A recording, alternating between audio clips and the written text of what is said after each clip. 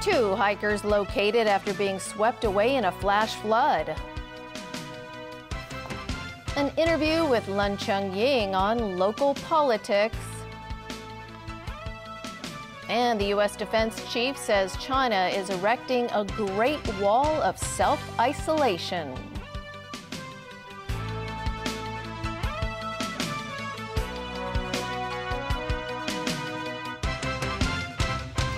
Good evening, and a lucky escape for two hikers today in the New Territories. They were swept away in a flash flood this afternoon. Hours later, they were located by rescue workers. But as Evelina Leung reports, firefighters are still unable to get them to a safe place. Firefighters and police officers rushed to Lokang in northeastern New Territories after the two hikers were reported missing. A number of firefighters looked for the missing pair at the bottom of the stream where the hikers were washed away in a flash flood. Other rescue teams went looking for 12 other hikers who were with the pair at the time of the accident. The government flying service also took part in the search and rescue operation. However, the search mission came to a halt after the weather conditions worsened. According to the police, 14 hikers were walking along the Nam Chung Country Trail in Lokang before they reached Ping Nam Stream.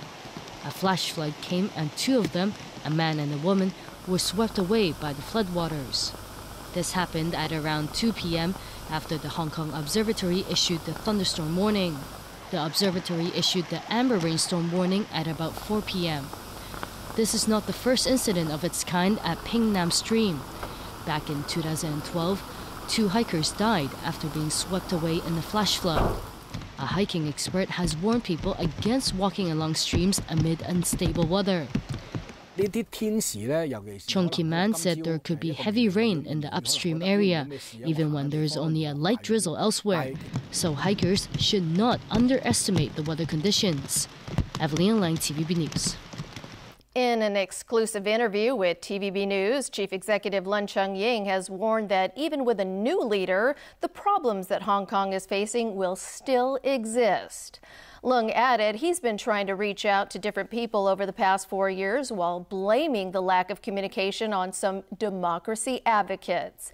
Adam Shu tells us more. Earlier this month, 4 pan-democratic lawmakers urged the visiting National People's Congress chairman Zhang Dejiang to replace the chief executive.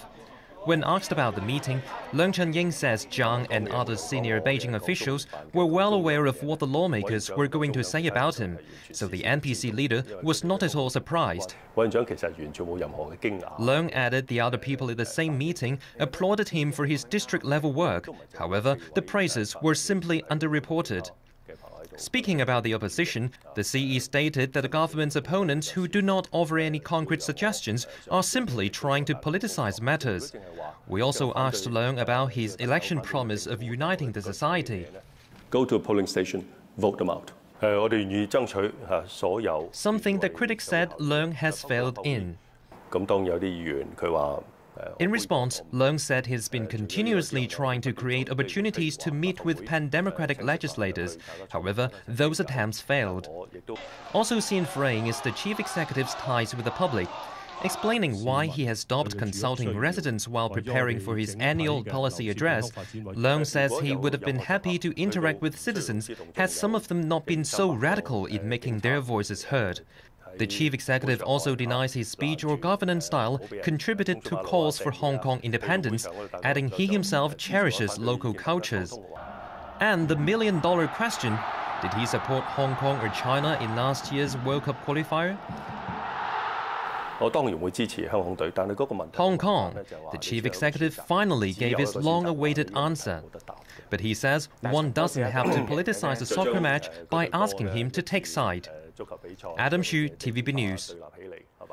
In Japan, the U.S. military is honoring a 30-day period of mourning both on and off the base it occupies on the island of Okinawa.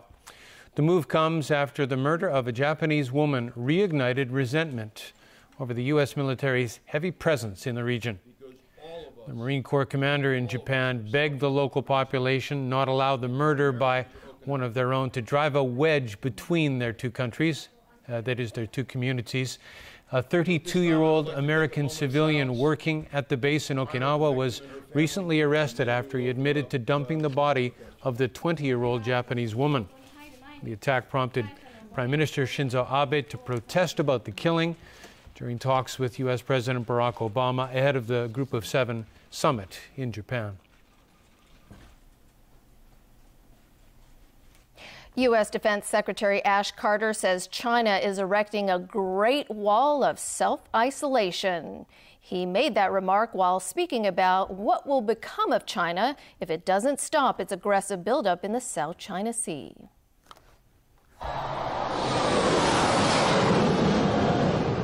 Friday's graduation ceremony of the U.S. Naval Academy, Ash Carter spoke about an issue that will directly affect the graduates, upholding the freedom of navigation.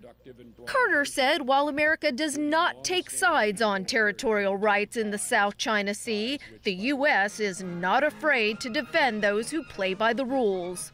Our freedom of navigation operations there are not statements about sovereignty.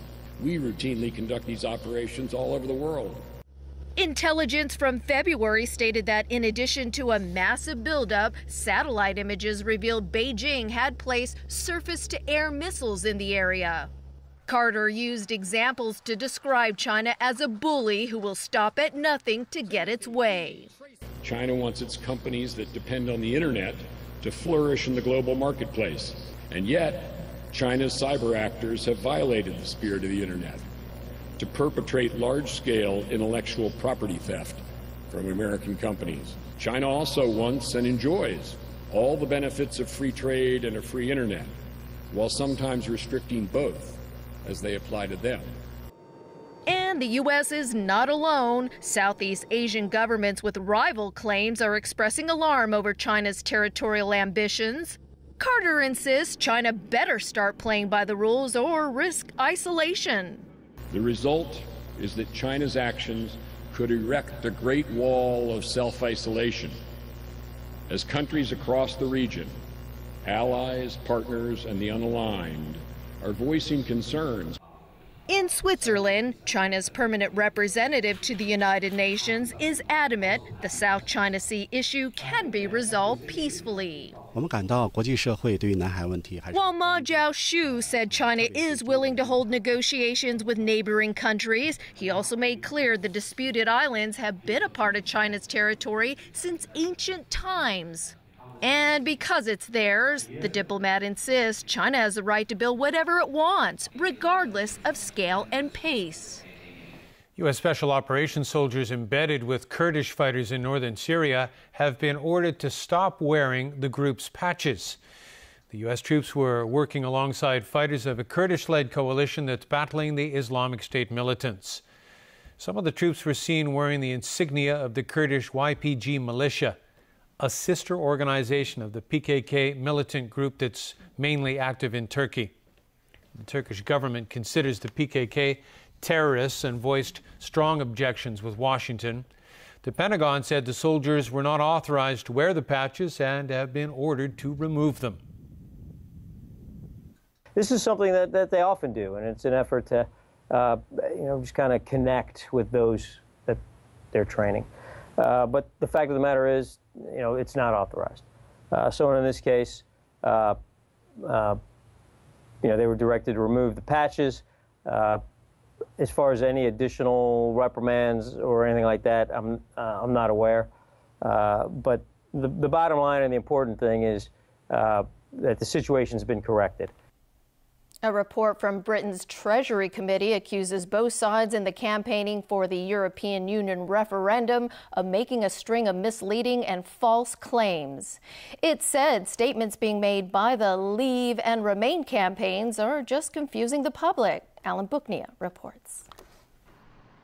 The report is highly critical of campaigners of the Leave vote for claiming that exiting the EU would save Britain £350 million a week, money that could be spent on hospitals and schools.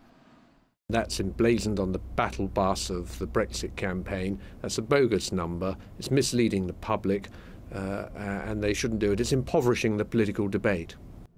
Tyree also slammed the Stay campaign for claiming 3 million jobs were dependent on remaining in the EU, a number that can't be backed by facts. The report did say it was plausible that leaving the EU would weaken the pound, reduce domestic and foreign direct investment, and increase borrowing costs. Meanwhile, the organization Europeans Without Borders posted an online video raising the possibility that a Brexit could lead to Scotland leaving the UK to go with the EU. All 5 political parties in Scotland favour a stay vote. Wait and see. Just wait and see. It's not certain, but it's possible, and it would be a damage to them. But as a European, as a French, I would like to have the Scots if we lose the Brits. In North London, a pair of neighbours have begun a battle of the balconies on the referendum. The Vote Leave sign was the first to go up. I don't know what's going to happen in the future, but it's very important. I feel very strongly about it, so I put it up.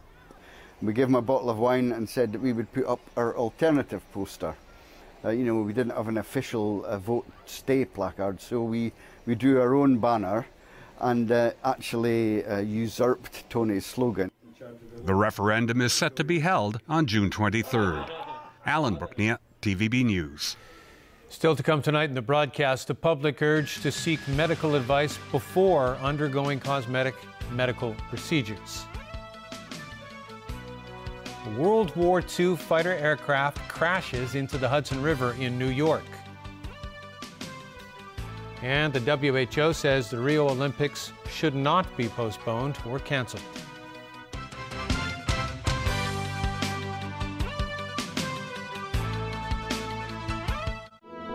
Collecting data